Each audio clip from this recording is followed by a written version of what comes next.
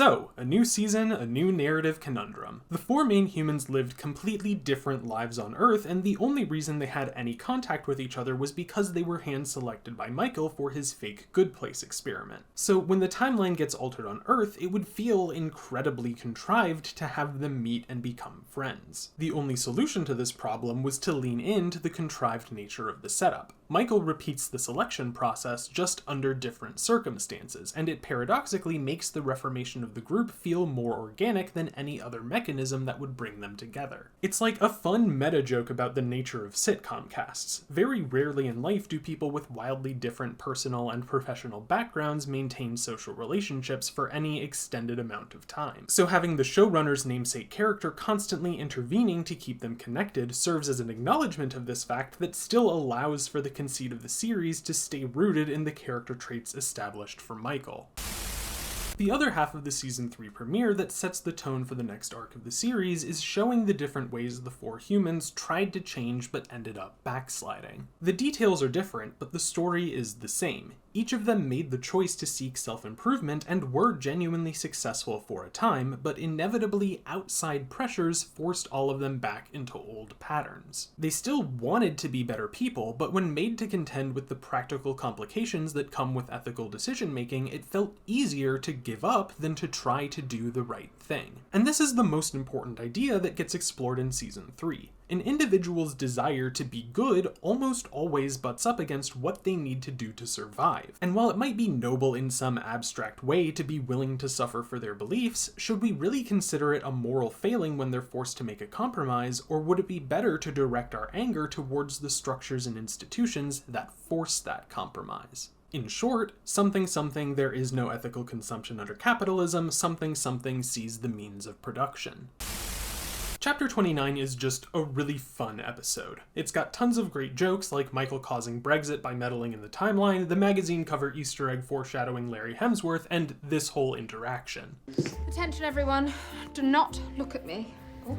I don't know what to do.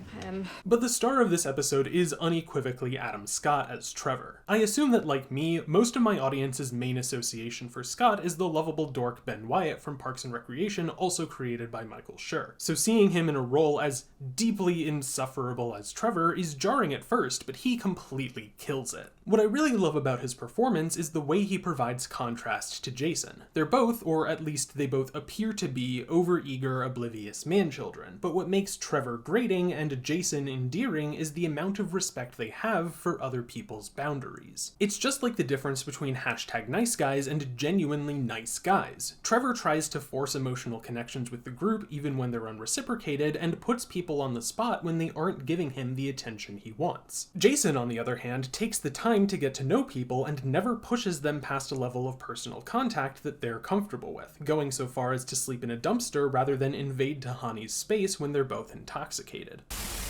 Season 3 of The Good Place, taking place on Earth, provided great narrative ground to explore the moral complications that come with everyday life. But the unique strength of The Good Place was its ability to use afterlife magic for supernatural hijinks, so losing that might understandably turn people off from the show. For me, the snowplowing from Michael and Janet is the perfect middle ground where practical problems are permitted, but they're not big enough to completely break the pacing of the show. We don't have to watch the Eleanor gets a part-time job at McDonald's arc, but we're still seated with the knowledge that if it weren't for the snowplow, Eleanor's ability to grow would be severely limited. The conclusion of the study also shows that even with literal divine intervention, sometimes people end up in emotionally complicated situations with no clear solution. And without support from a strong community, people will lash out, self-sabotage, and end up right where they started. Just like in the afterlife, what allows Eleanor to grow isn't lessons from Chidi or meddling from Michael, it's having friends who care enough about her to not let her run away. Also, a cute bookend I noticed while editing is that Eleanor choosing to be a part of the group is symbolized by accepting a cupcake from Simone, and trying to leave the group is symbolized by destroying the cake that Tahani bought. We as a society don't deserve William Jackson Harper's performance in Chapter 31. He's always excellent in the role of Chidi, to be sure, but every single frame where he's on screen in this episode is an absolute delight. The Chili lecture alone is enough to make this episode a serious contender for Best in the Series, because only in The Good Place do you get a primer on the basic framework of Western ethical principles framed by a man's complete mental breakdown. And I'm going to avoid getting too into the weeds about nihilism. I am not a moral philosophy professor, I'm just a guy who likes storytelling, but to me, nihilism functions best as an if, and what you choose as the corresponding then defines your moral framework. So you could say, if life is meaningless, then I should give in to my most antisocial and self-destructive impulses, but that theory is, to use a technical term, hot stinky cat dookie. What The Good Place posits, and what I also personally believe, is that if life is meaningless, then I might as well do everything in my power to make it better for everyone. If despair is inevitable, then I have a moral obligation to find hope and joy anyways. For additional reading on this subject, I highly recommend 2007 animated masterpiece Gurren Lagann. This will be on the exam.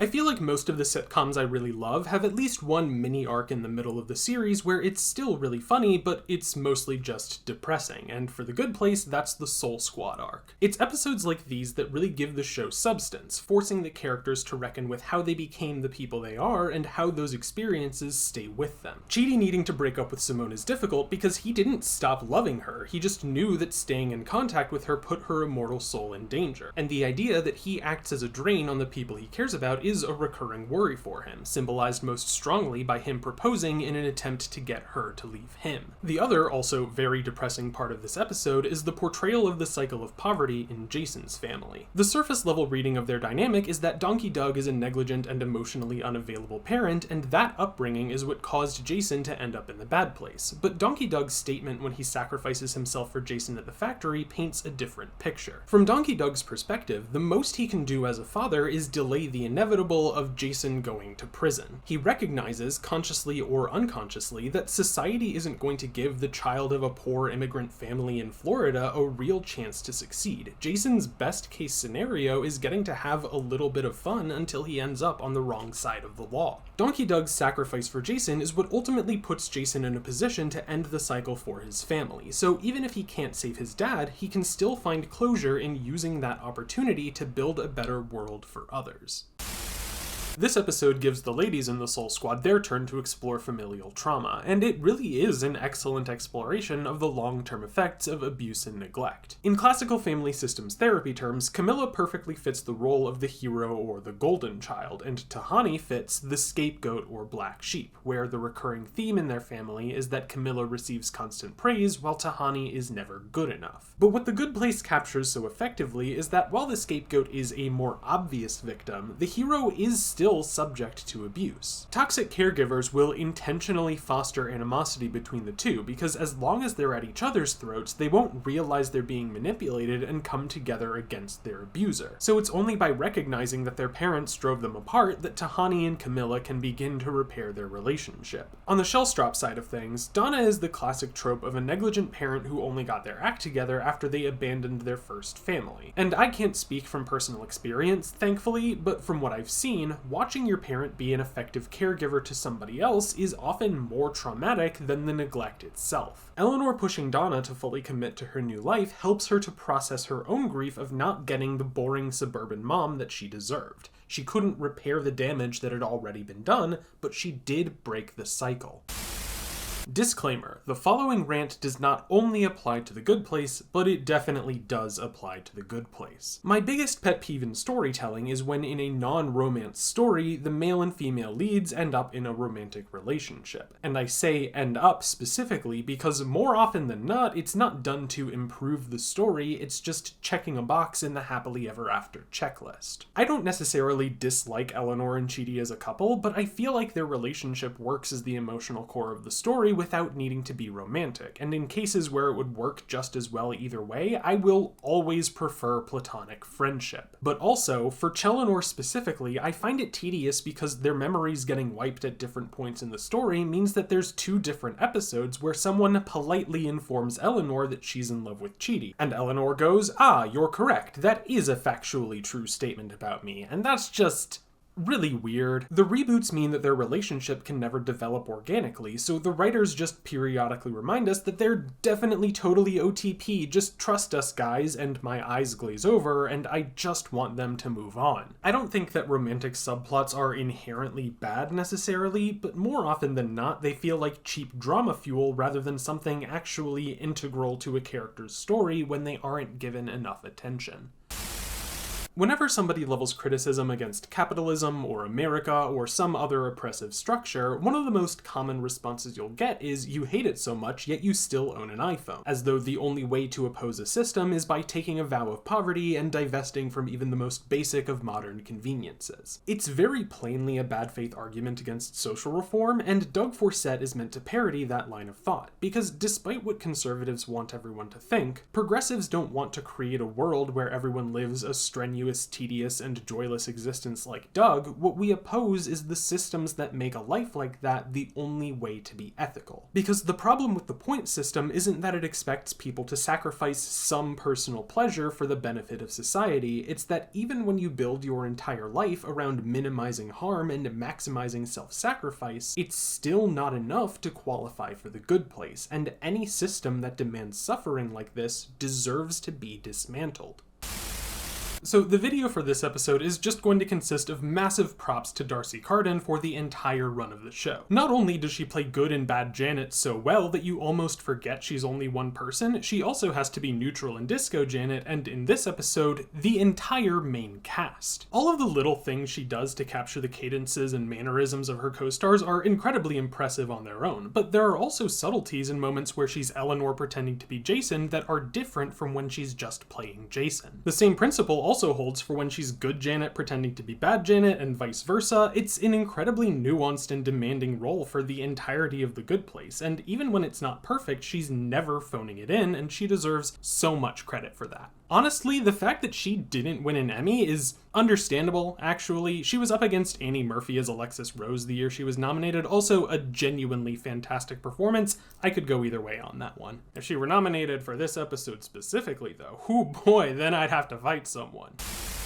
The portrayal of the Good Place Council as a bunch of well-meaning but ineffectual bureaucrats is an obvious jab at Trump-era Democrats who were more concerned with following procedure and reaching across the aisle than pushing for legislation that actually improved the lives of their constituents. And I like it. It's a solid joke and a criticism that still holds true in the Biden era in a variety of ways. But it does strike me as a bit of a softball parody, something that feels progressive for a network sitcom but ultimately stops short of being real, substantive critique. If it were me writing, I would have made the council be more like The Judge, where they reward humans who meet their criteria, but are openly contemptuous toward people who deserve to be in the bad place. Because when you see a politician who claims to care about the queer community, for example, but will only make policy changes with the consent of the homophobic right, you start to question how much of an ally they really are. In the same way, it's hard to believe that the Good Place Council cares about the fate of humanity if they're willing to delay action in the name of maintaining an ethical high ground. Rewriting them to believe that a large part of humanity low-key had it coming would have made for stronger commentary on how even the ostensible good guys are complicit in suffering when they refuse to act in the face of evil.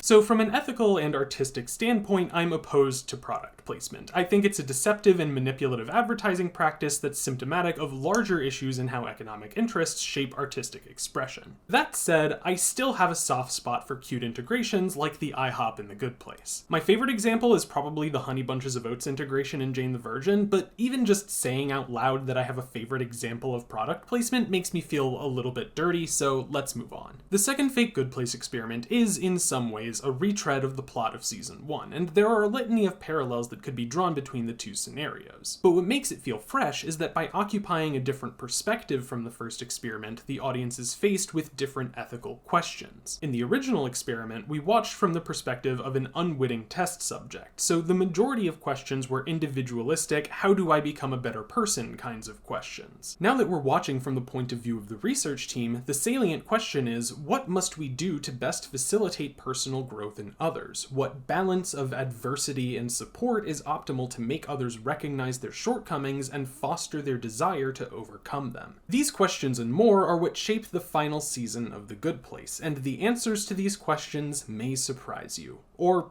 probably not. I just wanted the conclusion of the video to sound dramatic.